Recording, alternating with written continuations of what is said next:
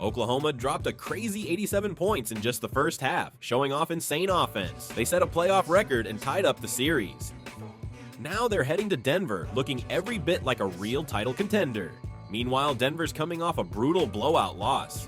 Good thing is, they still have home court advantage. But honestly, OKC's just a tough matchup no matter where you play them.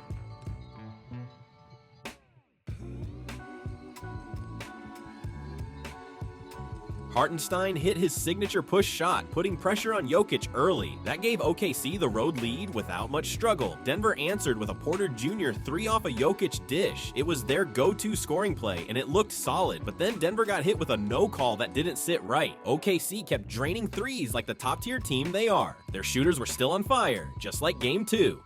But then Michael Porter Jr., who always toys with Denver fans' emotions, knocked down back-to-back threes with Jamal Murray to shift the vibe. Denver needed more of that if they wanted to stay in it.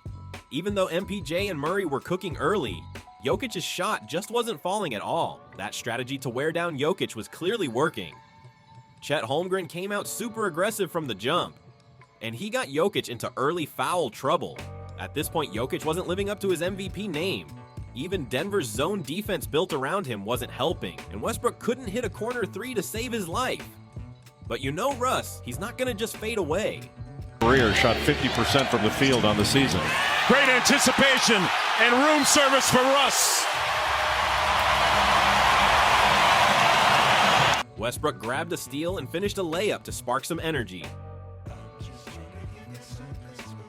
Then he posted up and kicked it out for a clean assist. He got another steal too, becoming the game changer for Denver. That's exactly what makes Russ so fun to watch. Picked up his dribble, 7 on the shot clock, back out to Porter Jr. Over Williams. Yes! On top of that, MPJ was feeling it from the very first quarter. It was like he rolled a perfect 6 today. Everything was falling.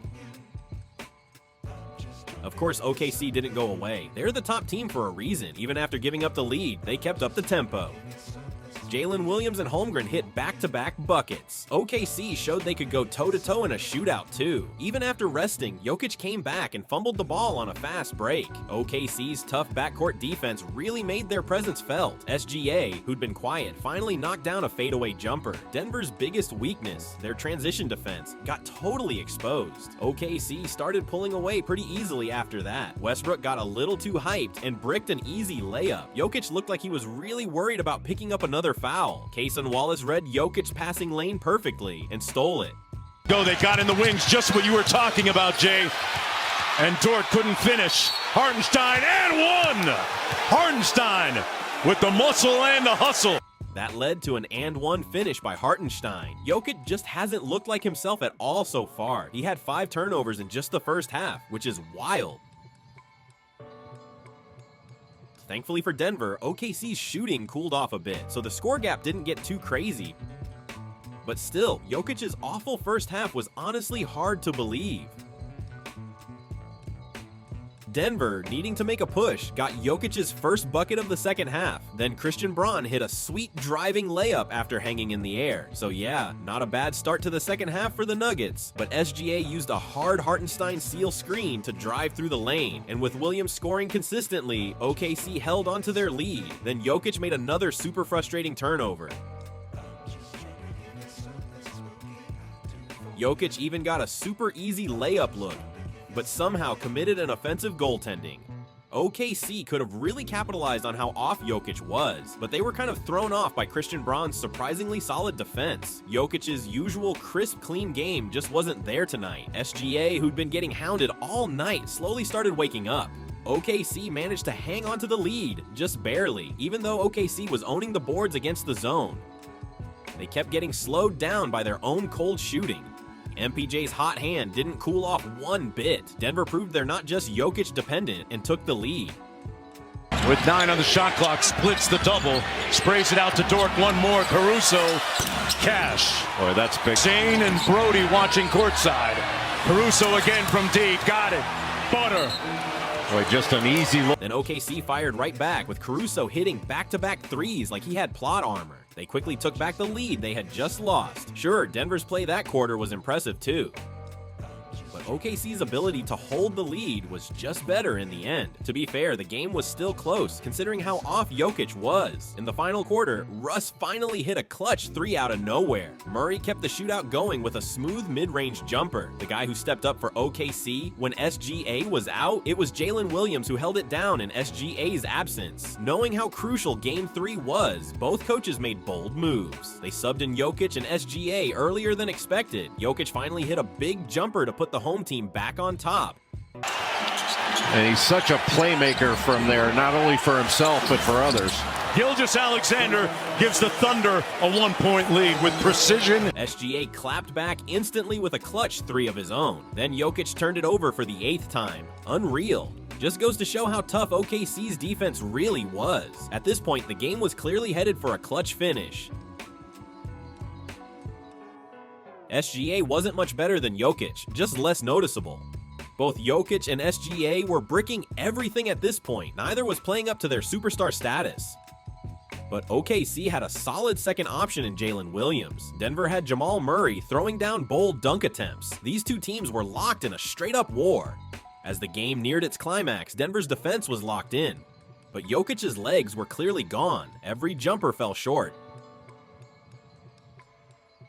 SGA also looked completely gassed. With both stars fading, something had to give. Williams got it! Cash! Money! Boy, what an answer. Then J-Dub capitalized on the double team to knock down a huge shot. Tonight, Jalen Williams was OKC's real MVP. Denver couldn't convert on a must-score possession. Williams earned free throws that gave OKC some breathing room. That put OKC in a slightly better position, even though they stopped Jokic's next shot too. SGA still couldn't get past Braun's defense. Denver got one last shot to tie it. Wide open Gordon for the tie! Got it!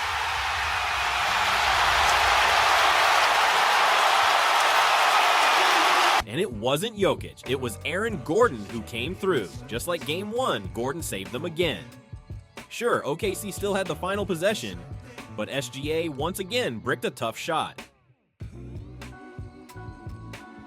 Jokic missed what could have been the game winner, a turnaround jumper. This insane battle couldn't be decided in regulation, but you could feel OKC's confidence drop after missing that chance. Then Jokic finally scored a layup in the Brickfest to give Denver the lead in overtime. OKC's offense totally cooled off after that. Many times before, Murray rejects the screen. Good pass. Porter Jr. for three. Porter. That's when MPJ hit a huge three-pointer. At this point, you can't call Denver a one-man Jokic show anymore. What really hurt OKC was how badly they started overtime, and the fact that SGA basically disappeared when it mattered most. Back in the game. Murray switched onto Williams. Good help by Porter Jr. who knocked it away. Murray around the world, inside. What a finish. Timeout Thunder. Murray finished a fast break off his own steal to seal the deal. Denver couldn't have asked for a better start to OT. Even after the timeout, OKC looked totally lifeless. If you just watched overtime, you'd never guess they were a title contender. The close game quickly turned into a one-sided affair. In the end, SGA didn't even attempt a shot in overtime. At least Jokic made up for his rough night. A little. Denver dominated overtime and took Game 3. Sure, both Jokic and SGA had bad nights, but Denver earned that win by proving they're more than just Jokic. SGA going full stealth mode in OT was honestly shocking. OKC still looks better on paper. But if every game's this close down the stretch, Denver's playoff magic might just pull off the upset.